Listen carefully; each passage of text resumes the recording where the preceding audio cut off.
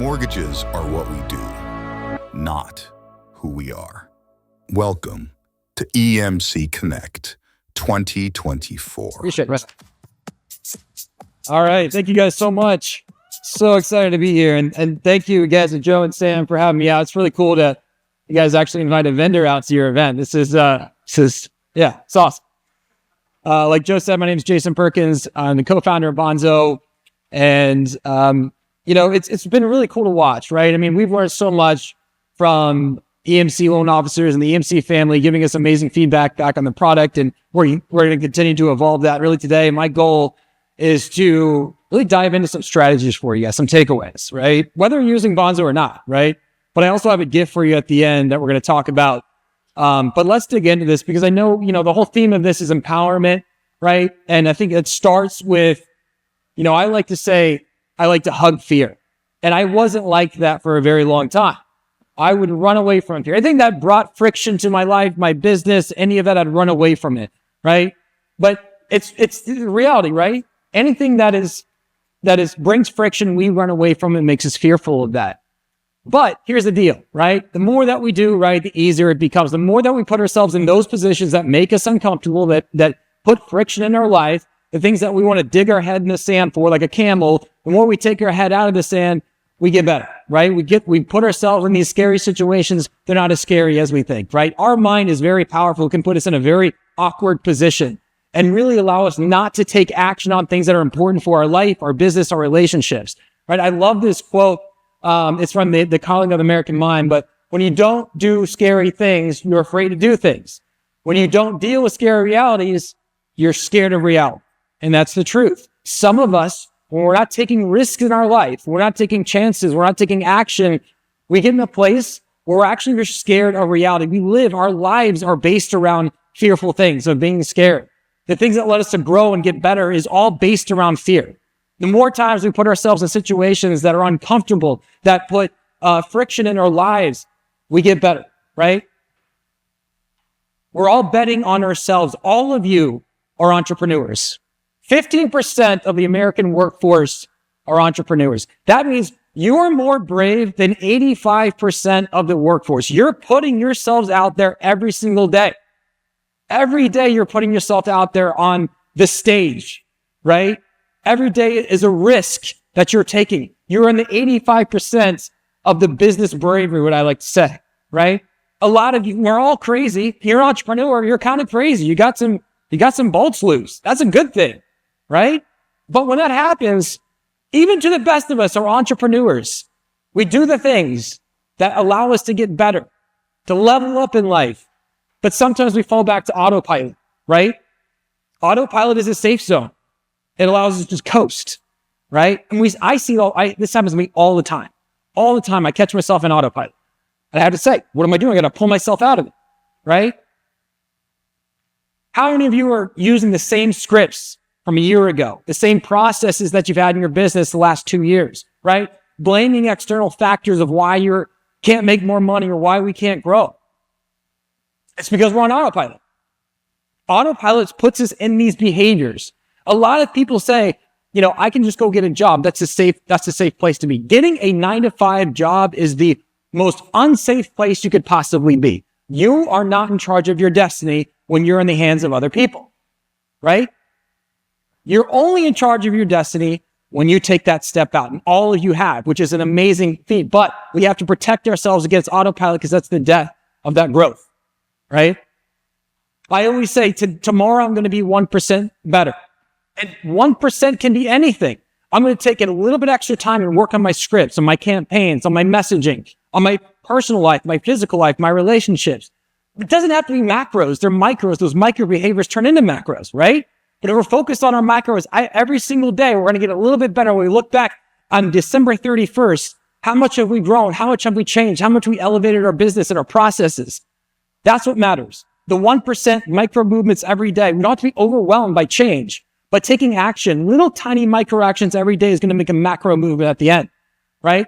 We all live in this circle. We're entrepreneurs. We take risks. We see the reward, and then we repeat that. However, there's a flaw there. There's a flaw in that cycle, is that when we do risk, reward, repeat, We're not creating new ideas and putting those new ideas into action because, again, we're on autopilot. Oh, it worked. I don't want to change anything, right? That's what happens. Oh, it works, kinda. I don't want to change anything, right? But that's not an entrepreneur mindset, right? That's where laziness goes to live. We have to change that up. Excuse my language, but there's a great book called Unfuck Yourself, right? And action breeds doubt and fear. Action breeds confidence and courage. If you want to conquer fear, don't sit at home and think about it. Go out and get busy. It's a great book, by the way. And it's the reality. For us to get better, we have to create the action points of our life and our business. The real cycle should look like this. Risk, reward, rinse it. Then repeat it. Risk, reward, rinse it. Constantly change. A/B test. Look at your business. How can we make it better? Let's make an adjustment, the 1%. Let's make a 1% adjustment here, 1% adjustment here. The more that we're rinsing our business, the better we become at the end. And that's what I want to talk about today. We're going to talk about email strategy, SMS strategy, voice strategy, things that are going to allow you to have that 1% change in your business to get a little bit better every single day.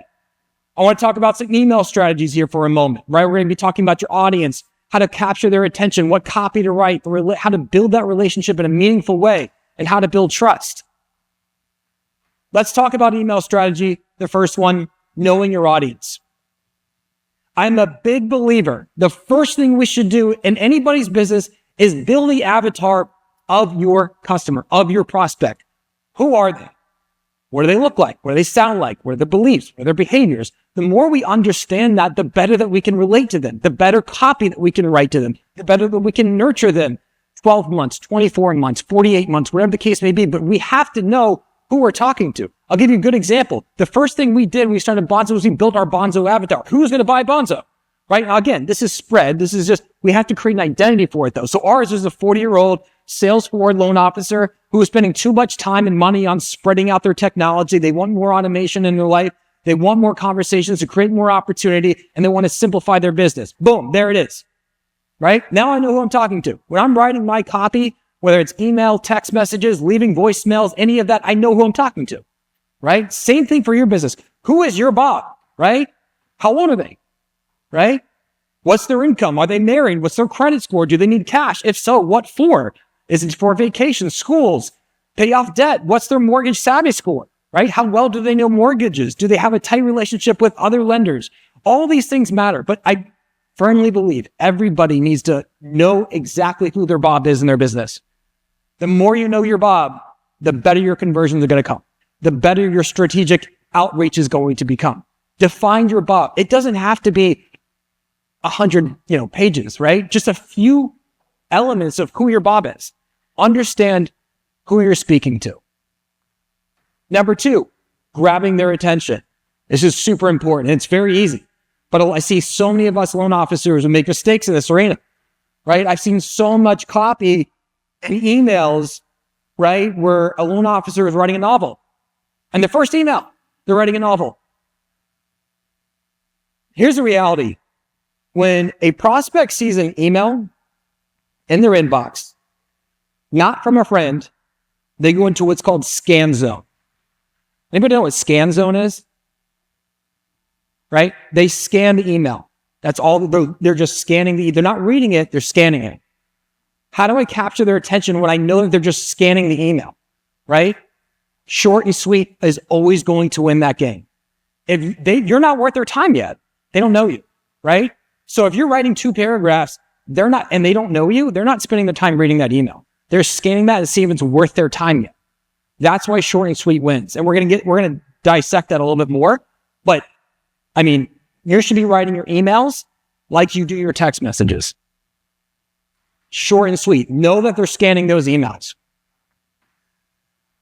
So the second piece of this is we want to write more human, right? We want to write like a human, not like a billboard. Again, I see so many marketers doing this, so many loan officers doing this. They're writing email copy like a billboard. Well, if you were inviting your friends out for dinner and you were sending your friend an email, would you say, hey there, I only have 2 things left for dinner. Time's running out. If interested, click the link below to RSVP. No, we wouldn't do that to a friend. We should be writing copy to prospects like we write to friends. Humanize that outreach. Make it personable. Hey, Jason, I know this is super last minute, but the wife and I are planning to go out to dinner this evening. Would you and the missus want to join, right? Think about how we write the copy. Think about writing it like a friend, writing it like a colleague. I know we've been taught to write like a billboard and write with basically a bullhorn in our hand, but we need to do the complete opposite of that. And so some of you have probably experimented with this, right? A/B testing, you see the conversion when you write more human, you write short copy, you see those conversions, you see those responses. So here's some email tips to really humanize that outreach, right? First thing is always important, say their name. Say their name in the subject line, say their name when you first start that email. And adding their name, by the way, in the subject line increases those open rates by 26%. Real quick.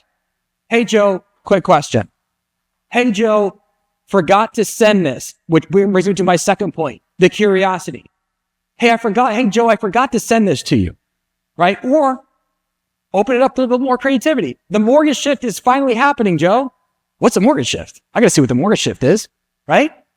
But use that short form, curiosity-driven personalization. We want them to open up that email. Avoid the emojis and all the exclamation points. I see that all too well. I saw an email. It had 6 emojis in the subject line. First off, that's going directly to the junk folder. The emails are going to see that and say, that's spam, go to the junk folder, right? Same thing with exclamation points, right? A lot of question marks. You say 1 question mark, not 4, just 1, right? 2, 3 short sentences. Remember that 8-second rule. 8-second rule is like you have their attention for less than 8 seconds, right? So know that they're scanning that email. You've got to make that short and sweet. Bring the value. And again, ask an easy question.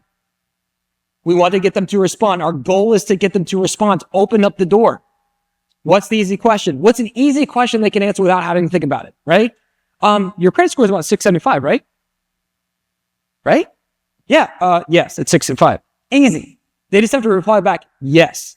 We want their reply to be 1 or 2 words. We just want them to open up the door so we have the conversation available for us. Okay? Number 4, let them get to know you. You personally. Of course, they can get to know the brand, but let them get to know you. Who are you? I always say this. You've probably heard me say this. People do business with people. Let them know the people who are reaching out to them, who's going to help them, who is doing their mortgage. Show your face. We talked about this earlier, so I think somebody did. But add videos to your email, right? Let them know who you are. Let them know who your team is. One of my favorite campaigns I saw from a loan officer is that they would put pictures of them and then the processor and the LOA in the email. Faces with the names. Personalization with the names. We want to drive connection. It's very tough to do in a digital world, but we can do it. We're humanizing our outreach, right? Introducing your team. By the way, this is Tina. This is Jeff. They're going to help us. You're going to hear from them. Those little micro habits, they win in those conversions. We're humanizing the outreach, right? Link it to Joe's TikTok. I mean, you can have fun with it. Our CEO is an influencer, right? Like these little humanization pieces are going to win that response. Our goal is to get that response. We want them to open the door for opportunity. Like what we talked about, take a picture of the team. One of my favorites I've also seen that works phenomenally well is put your hobbies line at the bottom. What do you like to do outside of work? You're not just a loan officer, right? I'm a father, husband, surfer, golfer, singer. You'd be surprised how many people will spawn back and say, hey, I saw that you're a songwriter. Me too, right? We want to try to drive those connection pieces. They don't know us yet. Let them get to know you, who you are as an individual and as a loan officer and as a professional. We're in the age of personalization, in the age of humanization. Let's win with that all the way in. Now, I've seen basically everybody talk about this today, but again, that build trust factor, you got to have it in there. You have so many reviews on Google. Testimonial videos, especially in those conversion nurture campaigns, don't let them go. Put testimonial and videos in your nurture. If they haven't responded, they haven't apped yet, your nurture campaign should be 30% testimonial videos. Let the people do the talking for you. Let the people do the validation for you, right? Send them a gift card to do a 20-second, 10-second video testimonial. Hold up the phone, shoot it, send it, text it over to me.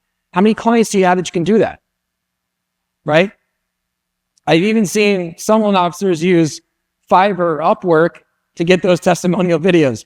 I'm not saying you can or can't, but there are options out there. If you're a brand new loan officer, you can talk to an actor and tell them that you're really good and they can make a video about it, right? But get those video testimonials and get them into action. All right, let's talk about text messaging. So you've probably all been part and felt the pain of a lot of the 10 DLC processes that happen late last year into this year. You're probably seeing more text messages get filtered. Maybe you're starting to even campaign approved yet, which are some deadlines that are going to hit that once that deadline hits and you're only brand approved, not campaign approved, none of your text messages are going to send. Okay. Well, first off, the one advice I would give everybody in this room, do not use Twilio for SMS. They are not a friend of the financial space. They're a great product and they do a lot of stuff. They do not like brokers. They do not like the financial space. They consider it high risk. The reason why they do that is because in 2021, they got nailed for what's called shaft messaging, right? Sex, hate, alcohol, fire, tobacco, those are big no-nos in sending messages out. They let one of their clients of Twilio send that messaging out. It was cannabis messaging. And for that reason, the carriers made very strict rules around Twilio that they had to have their own internal audit team to filter your text messages in any of those shaft rules. So you probably didn't know this, but text messaging in the financial sector get filtered out upwards to 65%. So if they're looking for keywords, mortgage, loan, rate, bank statements, any of that in text messages, there's a very good chance those are going to get filtered out. They're putting tighter restrictions around all of this, especially Twilio. The new loan soliciting piece, that's a Twilio only piece. That's not for all carriers. That's Twilio specific. So I just want everybody to be very cautious that if you are using Twilio for messaging, that you're knowing what you're getting yourself into, because many of the time your texts are not going to get delivered. They don't have APIs that's going to tell you that they are delivered either.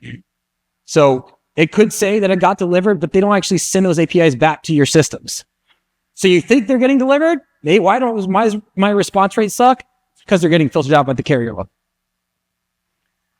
But if you are going to use Twilio still, which is fine, make sure you're campaign approved. We want to make sure we hit that deadline before, right, all the regulation comes in. So when you're submitting your campaign, we want to do standard customer care. By the way, I'm going to send this deck out for everybody, so don't worry about having to take. No, you're good. Standard customer care mixed use case. That's going to help you. And again, your messaging sample should be relevant to the types of messages that you're sending out. Right? That's why I always add in there, let me know if you'd like to jump on a quick call. A lot of us use that text message, whether it's lead conversion, but when it make it look like we're communicating during the process, right? Your opt-in flow, how are they opting in? They're going to your website, they're opting in. Your privacy policy, this is a new rule set by the DCAs and the carriers that they want the privacy policy link included when you submit that. So again, Twilio won't tell you why you got denied. A lot of it's because the new rule of adding the privacy policy link when you submit your campaign for approval. Okay. As we talked about, less is more. I love the ask framework for sending out SMS messages, which stands for ask simple questions. Again, we want to make it seem like we're talking to a second grader. We want to make it very easy for them to respond. If they have to think about it too much, your response is going to go out the window. Very, very simple questions. Also around that, 2 segments or less. Again, I've seen this so many times where I see a text message that's 4 sentences on a conversion campaign to convert that lead.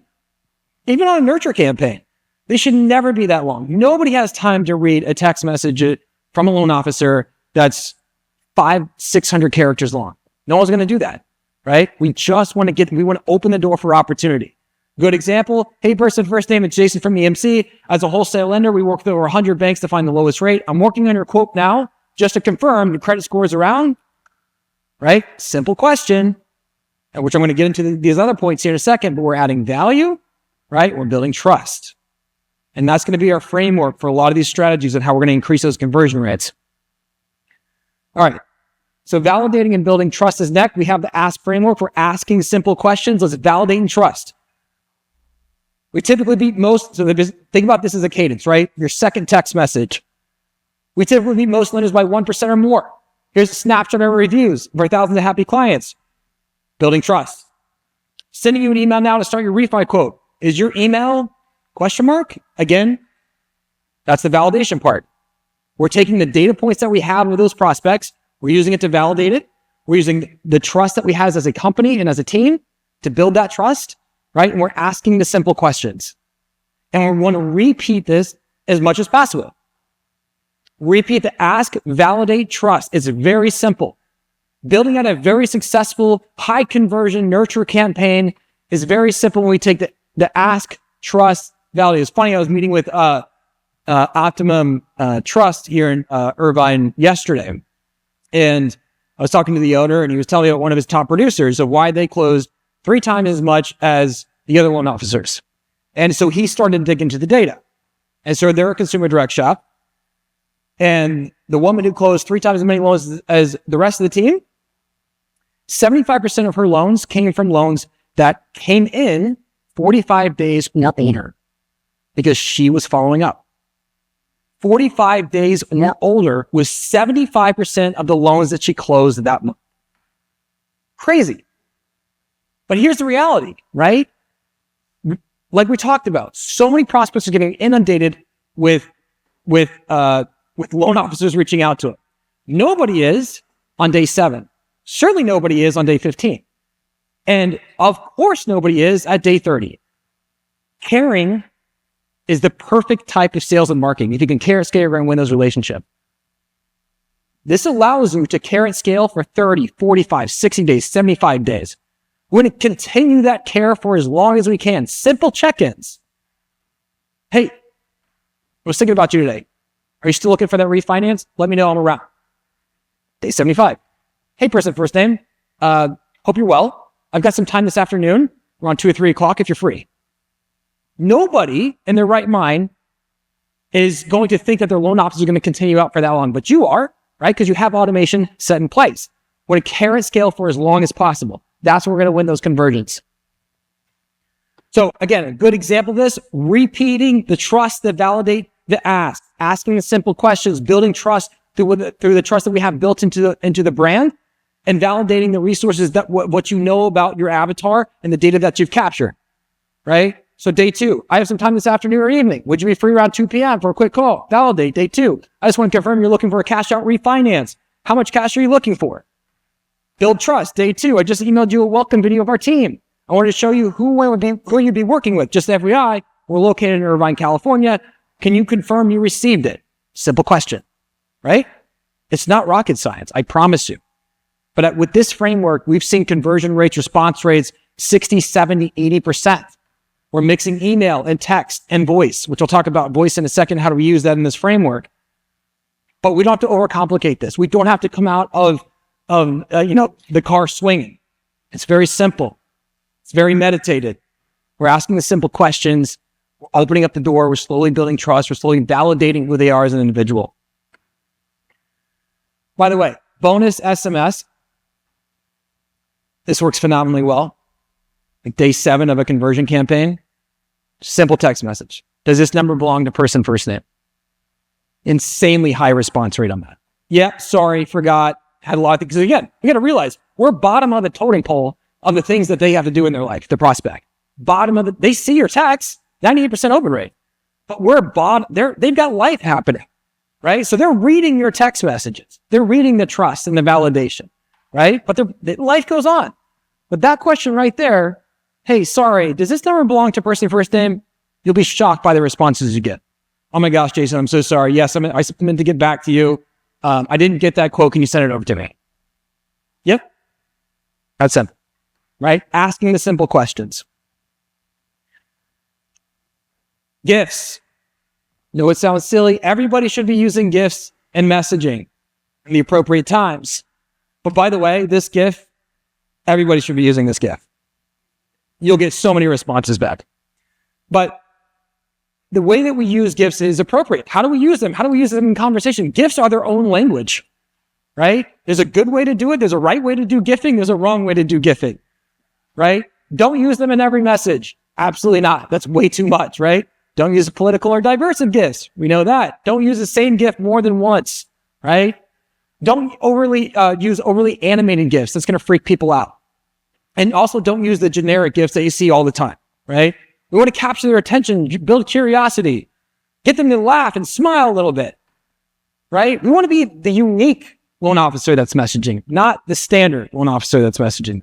A little bit of critical thinking when it comes down to your messaging is going to go a long way in your conversion, right? Align with the brand identity. Keep them short and sweet. Choose gifts with a quick animation loop, right?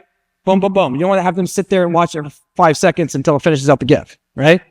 Contextual gifts. Is it relevant to the message or the content that I'm sending out? Unique gifts, right? Tie it to a human emotion. So again, using gifts, use them sparingly, but they are so incredibly powerful when used at the right time. Okay, let's talk about your voicemails. Again, love voicemails, super powerful, but they can also damage your business or help your business when used the right way. 96% of people don't answer a call they don't recognize. 98% of people still listen to voicemails. They're going to hear you.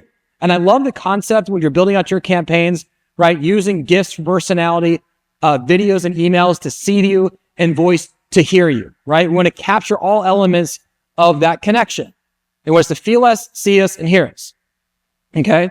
But our goal with voicemails should really just be reinforce the actions and build curiosity. Again, we want to build as much curiosity in our outreach as possible. We're talking about conversion specifically right now.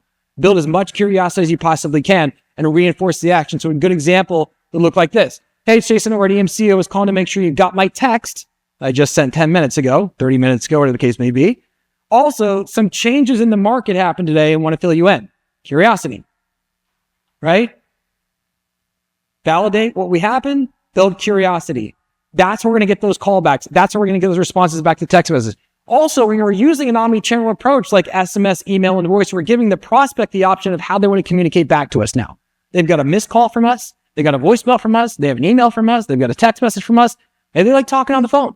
They're going to call you back now. Maybe they like texting. They're going to text. Maybe they like emails. We're giving them that option. We're not just solely relying on only text or only email or only voicemails. We're going to spread that out. Okay. All right. So let's talk about your gift, your Rince gift. So all of this sounds great. You're probably thinking, oh, we're going to go back to the office. We're going to make all these changes, which is awesome. But the reality is 2% will actually do it. We talked about that 1% micro hit. We can do that 1%, just a little bit of tweaking, a little bit of tweaking. At the end of the year, it's going to look amazing, right? However, we know that can be a little bit overwhelming. So our team over at Bonzo, for those that are on Bonzo, we've created a specific EMC custom build that requires 20 custom campaigns, 5 custom pipelines, and a fully automated solution. So if a loan comes in, it's an FHA Streamline, it's going to the FHA Streamline campaign automatically, and it's all going to be in one pipeline for you. We've created automation rules that's going to create trigger options. So depending on the loan program, depending on the use case, it's automatically going to filter to the right campaign, right nurture campaign, etc. We also just added the ULM conventional cash out 90-day on there as well. 258 unique touch points, all included. And again, automated product routing, all included there as well. So those that want that, again, it's free for anybody who wants Bonzo or has Bonzo. It's the EMC build sign up on the left. If you don't have Bonzo and you want to get it, it's on the right. But that build is absolutely free. Just fill out the form. Our team will tag it and you'll get those campaigns and pipelines right in your account. This is more than a conference. It's the future of the mortgage industry coming to life. 880 loan officers, $3.4 billion funded just this year. But today, that doesn't matter. What matters is you, the people who've turned the dreams of 50,000 families into reality. Today, it's not about deals. It's about defining the future. Today, you are part of something bigger. We are the dreamers, the builders, the ones who make homeownership possible. And today, we take it to the next level. Today, we are more than just mortgages. Mortgages are what we do, not who we are. Welcome to EMC Connect 2024.